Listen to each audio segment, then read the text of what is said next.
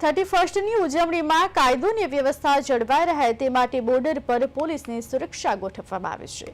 31ને લઈ રાજસ્થાન અને ગુજરાતની બોર્ડર પર પોલીસ દ્વારા સઘન વાહન ચેકિંગ હાથ ધરવામાં આવ્યું। બાખાસર ચેકપોસ્ટ પર માવસરી પોલીસ દ્વારા સઘન વાહન ચેકિંગ કરવામાં આવી રહ્યું છે। બાખાસર ચેકપોસ્ટ સીસીટીવીથી સજ્જ કરાયો છે। 31ને લઈ રાજસ્થાન અને ગુજરાતની તમામ ચેકપોસ્ટ પર સઘન વાહન ચેકિંગ, શંકાસ્પદ વાહનોને સાઈડમાં ઉભા રાખી સંપૂર્ણ સર્ચ કરવામાં આવી રહ્યા છે। ત્યારે પોલીસ હવે જોકે સઘન વાહન ચેકિંગ કરી રહ્યા છે। ગુજરાત રાજસ્થાન બોર્ડર પર વાહન ચેકિંગ આધુનિક ટેકનોલોજીથી બાજ નજર રખાઈ રહે છે। બાખાસર ચેકપોસ્ટ સીસીટીવીથી સજ્જ કરવામાં આવ્યું છે।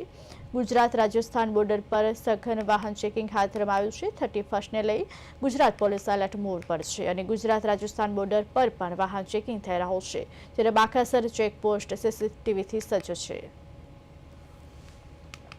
31 ડિસેમ્બરને લઈને ગુજરાતમાં જે દારૂની પ્રવૃત્તિ સાથે જોડાયેલા ઇસમો છે, મોટા પાયે દારૂ ગુજરાતમાં ઘુસાડવાની કોશિશ કરતા હોય છે, પરંતુ માવસરી પોલીસ સ્ટેશનમાં વાવથરા જિલ્લાના એસપી શ્રી ચિંતન તેરૈયા સાહેબની સૂચના આધારે અમે કડક બંદોબસ્ત ગોઠવ્યો છે।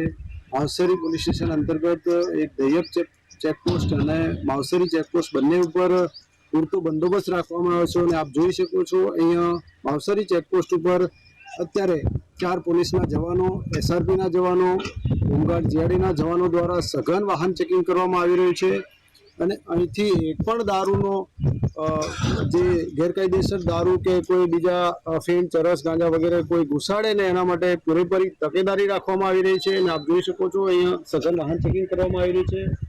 સીસીટીવી કેમેરા પણ અહીંયા લગાવવામાં આવે છે, એટલે અહીંયા 31 ડિસેમ્બરને લઈને પૂરતો બંદોબસ્ત અને કડક સુરક્ષા રાખવામાં આવી છે।